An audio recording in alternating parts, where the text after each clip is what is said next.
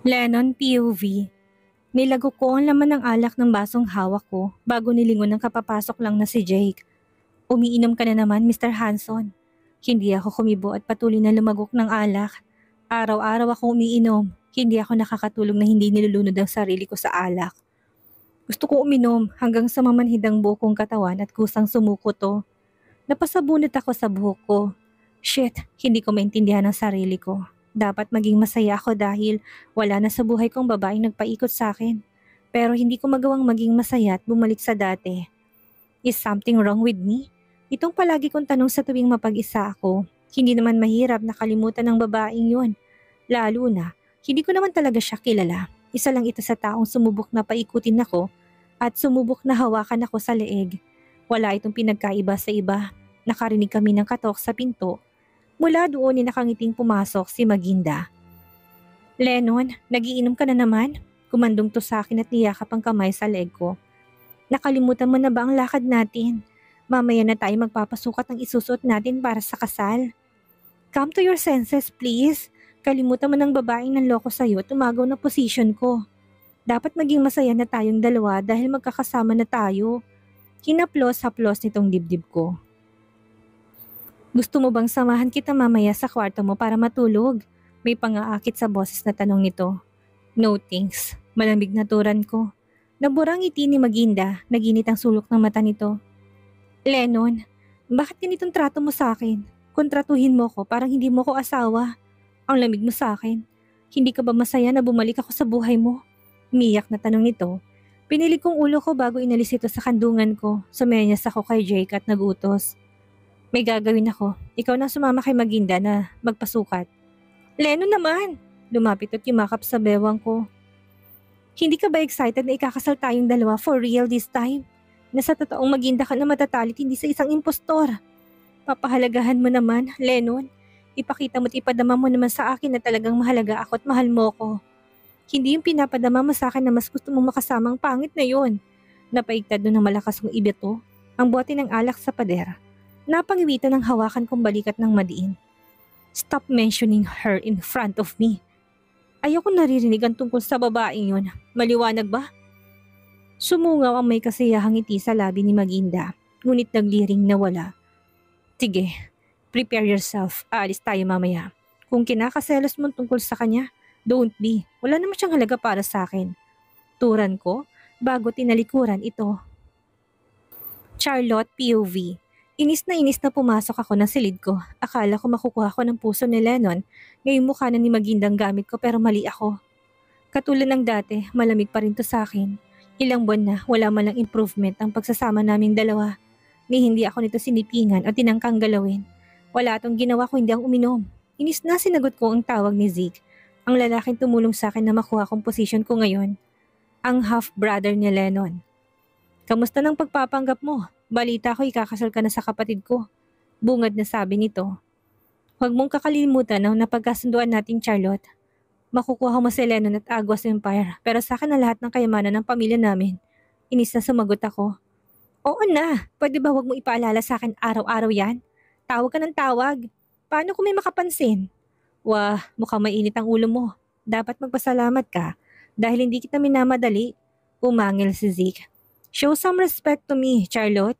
Baka nakakalimutan mong ako ang naglitas sa inyo ni Joros. Kung hindi dahil sa akin, baka naagnas na ngayon ang katawan mo at inuud ka na sa ilalim ng lupa. O baka mas matindi pang sinapit mo. Tumawa to. Be a good girl, Charlotte. Galingan mo sa trabaho dahil kapag pumalya ka, ay sabay-sabay tayong pupulutin sa kangkungan. Inis na tinapon ko ang phone ko pagkatapos ng tawag. Ang yabang ng Zeke na yon, siyang punot dulo ng lahat. Ang una nagutos kay Joros na patayin na kaibigan ko. Nalaman ko na matagal na itong may gusto kay Maginda pero ayaw dito ng kaibigan ko at pinili si David. Hindi matanggap yun ni Zeke kaya naging isa yun sa dahilan kaya pinapatay niya ito. Bukod sa nalaman nito na daan si Maginda para makuha ni Lennon ang iniwang posisyon ng ama nito. Tumingin ako sa salamin. Kapag kuway ngumiti, hindi na mahalaga kung malamig si Lennon sa akin o hindi. Ang mahalaga ay ikakasal na kami. Sooner or later, mamahalin din ako nito. Nagpaskil ako ng ngiti nang makarinig ng katok sa pinto. Nawala ngiti ko na makitang matandang babae na palaging kasakasama ng impostor na ang nagpapagbuksan ko. Anong kailangan mo, Manang? Pinapatawag ka ni Mr. Hanson? Aalis na daw kayo? Napangiti ako. Oo nga pala, hindi ako natiis na Lennon at sasamahan niya ako ngayon. Wait, magbibihis lang ako, Manang. Excited na nagsuot ako ng revealing na damit. Tipo makikita ang cleavage at balat ko. Nagtaka ako nang makita ang napakaraming tauhan ni Lennon na makakasama namin sa pag-alis. Napasimangot ako ngunit hindi ako nagpahalata. Akala ko masasolo ko siya. Pinalisikan ko ng matang-matandang babae na nakataas ang kilay na nakatingin sa akin. Hindi ko talagang nagustuhan ng matandang ito kahit kailan. Ang gaspang ng ugali trato sa akin. Kung basta akala mo ko sino, isa lang naman tong muchacha. Bago sumakay ng kotse at umupo sa tabi ni Lennon ay nagpaskil ako ng magiliw ng ngiti sa labi ko. Umabrisyete ako sa braso nitong makaupo sa tabi nito. Thank you Lennon ha, akala ko hindi mo ko sasamahan ngayon at walang halaga sa iyong paghahanda sa kasal nating dalawa. I'm sorry dahil pinag-isipan kita ng masama. Malambing na sabi ko sabay sandal ng ulo ko sa matigas na braso nito. Sinadya ko pang idaiti ang dibdib ko sa kanya kahit na hindi ko makitaan ng excitement sa Lennon habang sinusukatan kami binaliwala ko na lang. Ang mahalaga ay sinamahan niya ako at matutuloy ang aming kasal. Marami pa namang panahon na magkakasama kami. Sigurado ako na magbubunga din ang pagsisikap ko na mahalin niya. Ang pangit na yun ay nagawang mahalin ni Lennon. Ako pa kaya? Mabuti na lang talaga't nawala na sa landas kong babaeng yun at ang anak nito. Tama si Zeke, hindi si Lennon ang tipo na magpapatawad ng tao. Kahit na may anak sila, ay pinili nito na itaboy ang mag-ina niya dahil sa galit nito. Pesting babaeng yun. Kapag naalala kong ginawa niya sa amin ng pag-frame up ni Joros, ay nagpupuyos ang dibdib ko sa galit. Hindi ko matanggap na naisahan ako nito. Saka hindi ko malang nalaman agad na hindi itong kaibigan ko. Akala ko sanhilan talaga na aksidente ang pagbabago nito. Pero impostor at huwad lang pala talaga to. Mabuti na lang at sinabi sa amin ni Zeke ang tungkol doon. Napakasaya ko dahil nakasama ko si Lennon buong maghapon. Nag-dinner kami sa labas at pag-shopping ako nito. Lahat ng gusto ko binili nito. Naranasan ko ng mga naranasan ng pangit na yun kinakaingit ko. Oo, inggit na inggit ako na makita kung paano tatuhin ni Lennon noon ang pangit na yun. Hindi ako makatulog sa inggit at selos. Sobrang nasasaktan ako. Kaya ngayon na nararanasan ko na sa piling ni Lennon ito, ay talaga namang napakasaya ko. Kailangan ko lang pala na maging kamukha mo para makuha ko ang lahat ng pinapangarap ko. Kausap ko sa refleksyon ko sa salamin. Paglabas ko ng restroom ay nakaabang na sa akin si Lennon. Napangiti ako at masayang kinawit ang kamay sa braso nito. Napansin ko simula nang bumalik ako ay nakabantay ito palagi sa akin na para bang ayaw ako mawala sa paningin nito. Ang sabi sa akin ni Jake ay ayaw lang itong mapahamak ako. Kaya nga kilig na kilig akong isipin yun. Saan tayo pupunta, Lennon? Tanong ko na makitang ibang daan na binabagtas naming daan. Hindi itong daan pabalik sa mansyon. Dadalhin kita sa regalong sinasabi ko sa'yo. You love presents, right? Nakangiti na tanong nito. May regalo ako sa'yo na tsaka kung ikakagulat mo. Makahulugan itong turan. Regalo? Kumislap ang mata ko sa excitement at kilig. Ngumiti si Lennon sa akin, meaning nasasanay na siyang kasama ako. Ngayon lang kasi ako nitong nginitian simula na magkita kami. Huminto kami sa isang napakalaking bahay para itong palasyo. Oh my God! Para talaga sa akin to? Nang tumango si Lennon ay yumakap ako sa kanya. Thank you Lennon. I thought hindi mo na makikita ang halaga ko. Dahil nakulong ka sa sakit at panloloko ng pangit na yon. Mabuti naman at natauhan ka na. Kailan ka nga pala tayo lilipat dito? Lilipat? Tumaas ang sulok ng labi nito. Who told you I was moving here with you, witch? Natakot ako sa paraan ng pangisin nito sa akin para itong naging ibang tao. Mukhang mapanganib at delikado. Sumenya si Lennon sa mga tauhan na lapitan ako. Ano ba? Bitawan niyo ako! Lennon, anong ibig sabihin nito? Napahiyaw ako sa sakit ng hilahin nitong buhok ko. Pakiramdam ko'y matatanggal ang anit ko sa diin ng hawak nito. Napaiyak ako. Sa sitwasyon ko ngayon alam kong delikado ko. Bakit nangyari to? Sa palagay mo, magagago mo ko? Hindi kita maintindihan, Lennon. Bakit mo ginagawa to? Ako si Maginda, ang babaeng pinangakuan mo na papakasalan. Lennon, please makinig ka sa akin. Mahal kita at wala akong balak na lokohin ka. Hindi ako katulad ng pangit na yon. Lumagapak sa pisngi kong palad nito. Sa lakas na sampal niya sa akin ay nahilot dumugo ang labi ko. You witch, sa palagay mo hindi ko makikilala si Maginda. Ngumisi to. Hindi mo ako maloloko, Charlotte. Nanlamig ako sa takot. Nakilala ko ni Lennon. Paano? Gusto kong tumakbo nang makita kung gaano kadilim ang mukha nito pero hindi ko magawang tumakbo dahil hawak ako ng mga tauhan. Akala ko binili ni Lennon ng malapalasyong bahay na to dahil mahalaga ako sa kanya. Pero ito palang gagamitin niya para gawing kulungan ko. Napaigik ako sa sakit ng itulak ako ni Jake sa loob ng kasama ng mga pinamili namin kanina. Oh, baunin mo yan dito. Pabaon yan ni Mr. Hanson sa'yo bago ka mabulok dito. Anong gagawin niyo? Umatras ako nang lapitan ako ng dalawang lalaki. Tama na, masakit!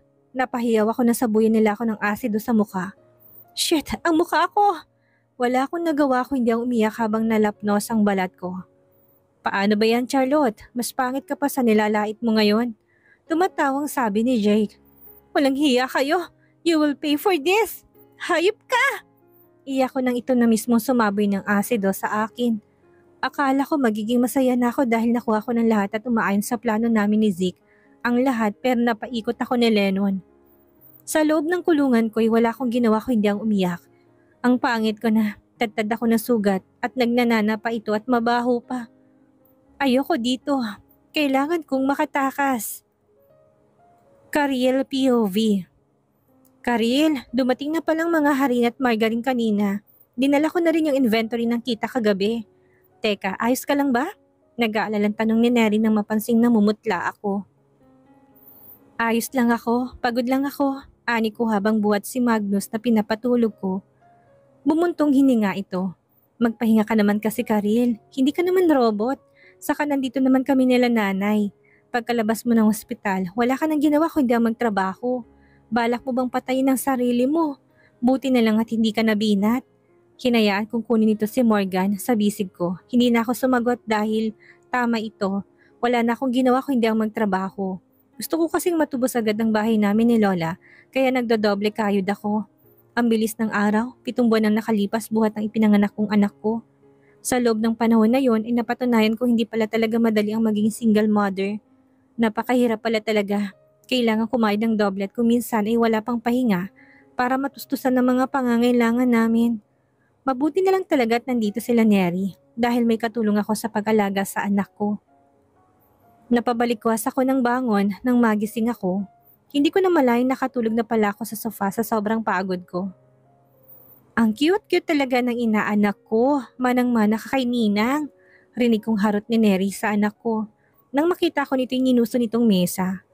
May pagkain na sa mesa, Karil. Kumain ka na. Nakatulog pala ako. Bakit hindi mo ko ginising? Mukhang pagod na pagod ka kasi. Saka sabi ni nanay, hayaan ko matulog para makapagpahinga ka kahit ngayon lang. Siya nga pala, Karil. Pinadeliver ko na yung mga cake na nene, kaya wala ka nang gagawin ngayon. Magpahinga ka na lang kasama si Magnus ngayong gabi. Salamat, Neri. Pasalamat ko dito. Malaking tulong talaga kapag may kaibigan kang naaasahan. Ginataang langka at 7 bangus ang ulam kaya marami akong nakain. Hindi ko alam kung kailan ako nakakain ng marami kung kailan ako nakakain sa tamang oras nitong nakaraang buwan sa dami ng trabahong ginagawa ko. Kaya nga madalas ako na mapagsabihan ng nanay ni Neri. Kapag nagpatuloy daw akong ganito ay baka mabinat ako at sumuko ang katawan ko. Habang kumakain ako'y napansin kong paninitig ng kaibigan ko. Karil, hindi naman siya nangingialam kami ni nanay. Pero tama siyang payat-payat mo na. Isang ihip lang ng hangin mukhang tatangayin ka na. Bakit hindi mo bigyan ng oras ang trabaho at pahinga? Hatiin mo na sa ganun ay hindi ka naman mamatay sa pagtatrabaho. Baka mamaya mabinat ka na talaga sa ginagawa mo. Pagkatapos ko maghugas ay kinuha ko si Magnus mula sa kanya. Alam mo naman na hindi ako pwedeng magpahinga, Neri. Kaunting tiis na lang naman matutubos ko ng bahay namin ni Lola. Huwag kang mag-alala, magpapahinga na talaga ako kapag natubos ko ng bahay namin. Mabuti naman, bala ko naman talaga na magpahinga pagkatapos ng bahay namin ng Lola ko. Bala ko umuwi sa probinsya kasama si Magnus at manatili na muna doon ng ilang buwan. Mama! Napatigil kami ni Neri sa pag-uusap nang marinig ang boses ng anak ko. Mama! Karil! Nagsalita na si Mags! Tuwang sambit ng kaibigan ko. Nag-init ang sulok ng mga mata ko hanggang sa hindi ko na napigilang maging emosyonal at napaiyak ako. Hinalikan ko munting kamay ng anak ko at pinupugto ng halik. Mags, anak, alam na alam mo talaga kung kailan naalisin ang pagod ni Mama. Simula na umuwi kami, hindi umiyak si Magnus kahit isang beses. Hindi rin to nagsalita o umungot. Hindi daw normal sa batang ganon, kaya napakasaya ko marinig ang boses nito ngayon. Kinabukasan ay tuwang-tuwa sila Aling Tessie nang malamang nagsalita na ang anak ko. Naririnig kong tinuturuan pa nila itong magsalita at tawagin sila, kaya napangiti na lang ako. Aalis ka na? Tumango ako. Oo, kailangan ko kasi itong i-deliver bago mag-12 ng tanghali. Sagot ko kay Neri. Si Nene na lang utusan mong i-deliver yan, o kaya si Rin. Tukoy nito sa 2 kong tindera.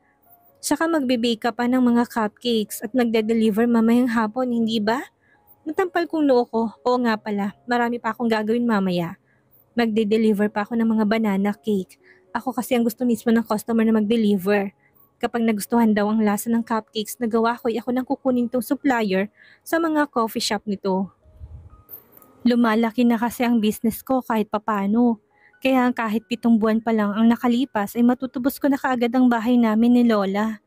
Mags, dito ka lang muna kay Lola Tessie ha. May gagawin lang si Mama. Hinalikan ko anak ko bago ko to iniwan kay Aling Tessie. Nene, Ren, magpahatid kayo kay Larry. Tulungan na rin ninyo siya na isakay ang mga cake na i-deliver sa L3. Opo Ate Neri, tangong sagot ng dalawa sa kaibigan ko. Maaga pa lang nagsimula na ako mag-bake ng cupcakes para matapos agad ako bago mag-3 ng hapon. Marami kasi in-order sa akin itong bagong customers ko. Pagkatapos isakay sa L3 ang mga box ng cupcakes ay naligo na ako at nagbihis. Bukod sa driver na si Larry, sinama ko na rin sila Nene at Ren. Masyado kasing maraming mga order, kaya kailangan namin na makakasamang magbaba nito. Ate Karil, dumadami na mga customers natin. Sigurado po ako na lalaki pa ito ng Mumus Bakery. Napangiti ako, magdilang anghel ka sana Neri. Sinasama talaga namin sa dasal namin ang pag-ahon mo ate, para marami ka pang matulungan kagaya namin, dagdag ni Ren. Mga working students kasi ang mga kinuha kong makakasama. Gusto ko kasing makatulong sa mga kagaya nila na gustong makapag-aral at makapagtapos. Nakikita ko kasing sarili ko sa kanila. Tumingala ako sa mataas na gusaling pinaghintuan namin. Hindi ko akalain na sa ganito kalaking gusali kami magde-deliver. Mukha itong abandonado at walang tao. Nakakatakot tuloy na pumasok. Bukod kasi sa parang pundi ng mga ilaw na patay sindi pa ay mukha itong haunted house. Napakapit tuloy kaming 3 kay Larry nang wala sa oras. Nakahinga kami ng maluwag na makikita ng gwardya sa loob nang makapasok kami. Mukha itong bantay at nag-iisang taong nandito. Kayo bang magde-deliver ng mga cupcakes? Kami nga ho. Mabuti naman at dumating na kayo. Pakilagay na lang dito sa logbook ang mga pangalan niyo at pirma. Inabot nito ang logbook sa amin. Kuya, nasa ng coffee shop na pagde-deliveran namin ng mga cupcakes? Tanong ni Larry na lumilinga sa paligid. Kumunot ang noon ng gwardya. Coffee shop? Wala namang coffee shop sa gusaling to. Halos 2 buwan na akong bantay dito simula nang mabilitan ng bago naming boss. Walang ibang tao dito bukod sa akin. Kumunot ang noo ko. Ikaw lang ang tao dito? Kung ganun kanino namin di-deliver ang mga to? Ang usapan kasi namin ng umorder ay titikman itong mga gawa ko. Paano to matitikman kung wala ito dito? Kumamot sa ulong lalaki. Hindi ko alam ma'am. Ang trabaho ko lang kasi dito ay magbantay. Bukod sa bilin sa akin na i-receive ang mga cupcakes na i-deliver nyo. Wala namang nabanggit na ibang amo ko. Bakit ho ma'am? Hindi pa pabayad ang mga to? Bayad na ho kuya. Ah, ganun ba? Mabuti naman. Akala ko hindi pa bayad. Imposible kasi yun. Napakayaman kasi ng boss ko. Aba, kahit na buong Pilipinas, kayang bilhin nun. Pagyayabang nito. Pagkatapos naming pagtulungang ibaba ang lahat ng boxes ng cupcakes ay napahinga na lang kami saglit bago bumalik sa sasakyan. Kumunot ang noo ko na mapansing napakaraming text messages at missed calls ni Neri. Ang tumambad sa akin ang kunin kong nakasilent kong phone sa shoulder bag. Hello Neri! Karil, si Mags nawawala siya. Munti ko nang mabitawan ng phone ko. Ano? Bumalik ka na muna Karil. Hindi na namin alam ni nanay ang gagawin namin. Larry, tayo na bilis. Si Mags nawawala. Kailangan nating bumalik. Nataranta ito at si Nene. Habang lula ng L3, pabalik ay nalamig ako at namumutla ako. Maging ang kalamnan kong nanginginig sa takot at pag-aalala. Nang makarating kami ay sumalubong sa akin si Neri at Aling Tessie na parehong umiiyak. Si Mags? Nilapag ko lang siya sandali para magtimpla ng gatas, Karil. Pagbalik ko wala na siya sa crib niya. Nawawala na si Mags. Luha ang sambit ni Aling Tessie. Muntik na akong mabuwal. Ang napipintong luha ko'y tuloy na tumulo sa pag-alala at takot. Bali-balita pa naman sa aming lugar na marami ang nawawalang bata. Ayon sa iba ay sindikatong mga dumudukot dito at pinagkakakitaan. Kaya nga pinag-iingat ng mga kabataan ngayon sa aming bayan. Miss, wala pang 24 oras simula nang mawalang anak mo. Hindi siya pwedeng ideklarang missing person. 7 buwan pa lang ang anak ko. Mamang pulis, hindi niyo pwedeng irason yan. Halos magwala ako sa police station habang nakipagtalo sa mga pulis. Hindi aalis ng bahay ang anak ko. Hindi niyo pwedeng baliwalay ng bagay na to lalo na sa kumakalat na balita ngayon. Paano kung sindikatong kumuha sa anak ko? Paano kung... Luha ang tinutop ko ang nanginginig kong kamay sa labi ko. Diyos ko! Niyakap ako ni Neri na magsimula na ako mag-hysterical. Hanapin yung anak ko! Pakiusap, hanapin yung anak ko! Nagmamakaawa ko sa inyo! Maisip ko pa lang na baka sindikato ng may gawa ng pagkawala ni Mags ay hindi na ako makahinga sa takot. Ang anak ko! Pakiusap, hanapin niyo siya! Hindi ako tumigil sa pag-hysterical. Nakatawag na ako ng pansin sa lahat kaya naman napilitan ng mga pulis na aksyonan agad ang tungkol sa anak ko. Halos mapugtong hininga ko na makita sa CCTV na katabi naming bahay ang paglabas ng mga kalalakihan sa bahay namin. Ang mga kumuha sa anak ko. Natigilan ako sandali. Ang mga sasakyan, ang mga porma ng mga kalalakihan. Ang lahat ay pamilyar. Nagbulungan ng mga pulis bago ako nilapitan. Tumikim ang isa bago nagsalita na parang kinakabahan. Ma'am, hetong plate number ng sasakyan na kumuha sa anak mo. Nalaman namin kung sino siya at kung saan siya nakatira. Pwede kang pumunta doon para kunin ang anak mo sa kanya. Ano ho? Teka, nababaliw na ba kayo? Bakit kami lang ang pupunta doon? Dinukot nila si Mags kaya ibig sabihin delikado silang tao. Dapat may escort kaming pulis na pupunta sa kanila para kunin si Mags sa kanila. Tamang anak ko manang pulis. Singit na luhaang si Aling Tessie. Dapat nahuli hindi sila sa ginawa nila sa Mags namin. Hindi to dapat isa walang bahala. Natigilan si na Aling Tessie at Neri na makitang galit sa aking mukha na balingan nila ako. Karil, walang hiya siya. Ang kapal ng mukha niyang kunin ng anak ko. Anong ibig mo sabihin? Pamilyar ang lahat dahil hindi ibang taong kumuha sa anak ko kundi ang mga tauhan ng walang kwenta nitong ama. Pinahid kong luha ko at galit na sumagot. Si Lennon, sigurado ako na siyang nagutos na kunin ang anak ko. Sino nga kaya ang kumuha kay Magnus? Tama kaya si Karil na si Lennon ang kumuha dito? At ano ang mangyayari kay Charlotte ngayon nahuli na kaagad ni Lennon ang pagpapanggap nito bilang si Maginda? Yan ang ating aalamin sa susunod nating kabanata.